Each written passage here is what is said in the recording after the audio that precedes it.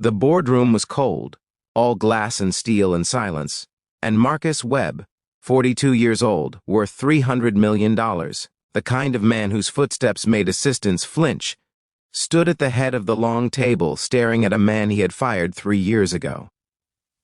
The man's name was Daniel Cole.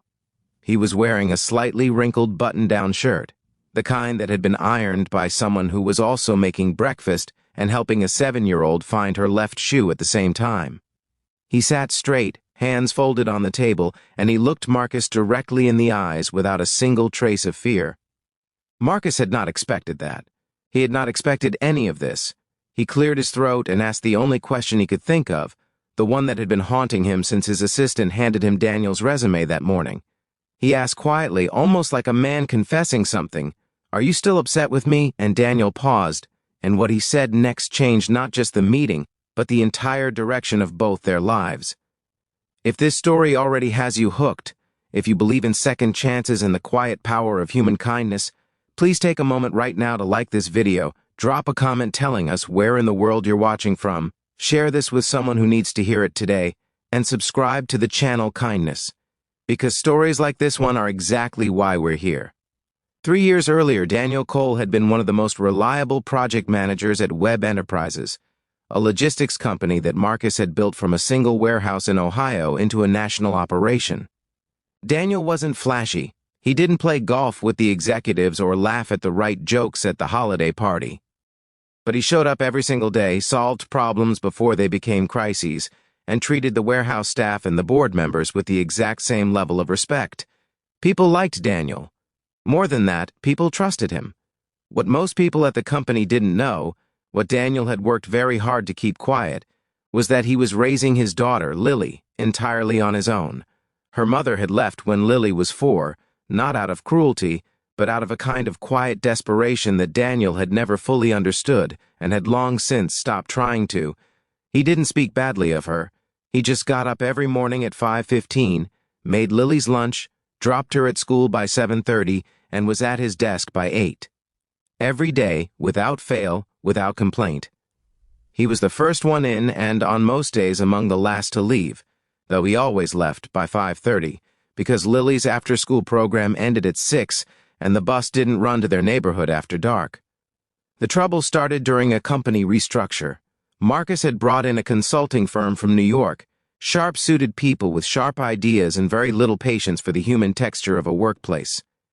They produced a 40-page report recommending dramatic cost-cutting measures, and one of their findings was that middle management was bloated and inefficient. They gave Marcus a list of names. Daniel's was on it, not because he had done anything wrong, not because his performance reviews were anything short of exceptional, but because he was not in the room when the decisions were made, and the people who were in the room did not fight for him. Marcus signed the termination papers on a Tuesday afternoon without reading the individual files. He trusted the consultants. He trusted the numbers. He told himself it was business, and business was not personal. And he went to dinner that evening at a restaurant that cost more per plate than Daniel's weekly grocery budget. Daniel found out on a Wednesday morning his manager called him into a small office near the supply room, handed him a manila envelope, and told him his position had been eliminated effective immediately.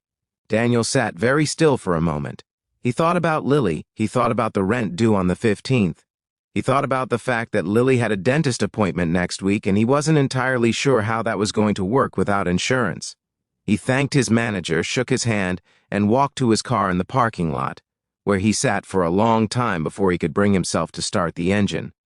The months that followed were the hardest of his life. He filed for unemployment, which covered barely half his previous salary. He picked up part-time work wherever he could, driving for a delivery service on weekends, doing inventory work at a grocery store 2 evenings a week. He moved Lily's bedroom to the smaller room so he could take in a boarder, a nursing student named Priya, who became, unexpectedly, one of the kindest people either of them had ever known. Priya would sometimes watch Lily in the evenings without being asked, simply because she could see that Daniel was exhausted in a way that went all the way down to his bones. Lily, for her part, knew that things were harder. Children always know, even when they're not told. But she never complained. She drew pictures for her father and left them on the kitchen table in the mornings. She told him once, very seriously, while he was making her a grilled cheese sandwich for dinner because it was the 6th night in a row they'd had something made from what was left in the pantry. She told him that she thought he was the bravest person she had ever met. Daniel had to turn away from her to face the stove because he didn't want her to see his face in that moment. He kept applying for jobs. Months went by. He was overqualified for some things and undercredentialed for others, and there's a particular kind of humiliation in being a competent, experienced person who cannot get a callback. He almost gave up several times. He never quite did. He told himself that he would keep going as long as Lily was watching, and Lily was always watching.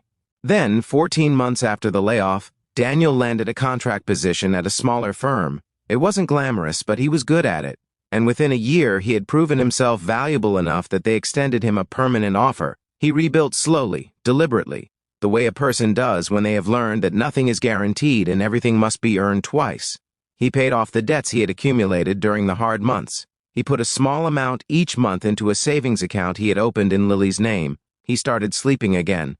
And then, one unremarkable Thursday morning, a recruiter called him about an opening at Webb Enterprises. His first instinct was to say no. He sat with the phone against his ear and felt something complicated move through his chest. Not quite anger, not quite grief, something that lived in the space between them. But he thought about the role. It was a significant step up from where he had been. It was the kind of opportunity that didn't come along often. And he thought about something Lily had said to him recently, when a girl at school had been unkind to her, and Daniel had asked how she handled it. Lily had shrugged and said, matter-of-factly, that she decided not to let someone else's mistake become her problem. She was 10 years old. Daniel had no idea where she had gotten that kind of wisdom. He suspected it had something to do with watching him. He submitted his resume, which is how, on a Thursday morning 3 years after a Tuesday afternoon, when a man he had never met signed a piece of paper without reading it, Daniel Cole found himself sitting across from Marcus Webb in a boardroom made of glass and steel and silence. Marcus had read the file this time. He had read it carefully, the way a person does when they are trying to understand the shape of a mistake they made. He saw the performance reviews, the commendations, the exit interview in which Daniel had been asked if he had any feedback, and had said only that he hoped the company would take care of its people. Marcus had stared at that line for a long time. He had called his assistant back and asked her to confirm that this was the same Daniel Cole. She confirmed it. He had sat alone at his desk for a while after that. So when Daniel walked into the room and sat down across from him with that quiet steadiness, Marcus Webb, a man who had built an empire on the ability to read situations and control outcomes, felt something he was not accustomed to feeling. He felt ashamed. And because he was, underneath all the glass and steel, a human being, he asked the only honest question he had. "Are you still upset with me?" Daniel looked at him for a moment. He thought about the parking lot. He thought about the grilled cheese sandwiches and the border and the picture Lily had drawn of the two of them standing in front of a house with a very large sun overhead. He thought about everything he had learned in the hard months, about his own endurance, about his daughter's remarkable heart, about the way difficulty, when you survive it, has a way of becoming something you carry not as a wound but as a kind of quiet proof. And then he said, simply, without any performance, without any desire to wound or to impress, that he wasn't upset anymore, that what happened had been painful, and that he would not pretend otherwise, but that he had come to understand that the worst thing that had ever happened to him had also made him into someone he was genuinely proud to be. He said that he had a daughter who thought he was brave, and that on his best days he was starting to believe she might be right. He said he hadn't come back to this building for revenge or for closure. He had come because the job was a good one, and he was the right person for it, and he thought Marcus should make that decision based on what was true and not on what was complicated. The room was very quiet for a moment. Then Marcus Webb, $300 million man, did something that his assistant would later say she had never seen him do in 11 years of working for him. He apologized. Not the legal, carefully worded kind that goes through HR. A real one. The kind that costs something. And then he offered Daniel the position. Not as charity, not as penance, but because Daniel was right. He was the best person for it, and Marcus had finally, after all this time, read the file. Daniel started the following Monday. He drove Lily to school first, made sure her lunch was packed, helped her find her left shoe. And then he went to work, not angry, not broken, not carrying anything he didn't need. just a man who had been through something real and come out the other side still standing, still whole, still capable of walking into a room full of glass and steel and choosing, deliberately and with full awareness, not to become the worst thing that had ever happened to him. That, it turns out, is what courage actually looks like. Not in a cape, not in a boardroom victory, but in a packed lunch and a brave little girl and a father who chose every single morning to get back up. If this story moved you, if you believe that real strength is quiet, that second chances matter, and that kindness changes lives, please like this video right now, share it with someone who needs it, and subscribe to the channel Kindness. Leave a comment and tell us where you're watching from. We read every single one. Stories like Daniel's remind us what we're all capable of. See you in the next one.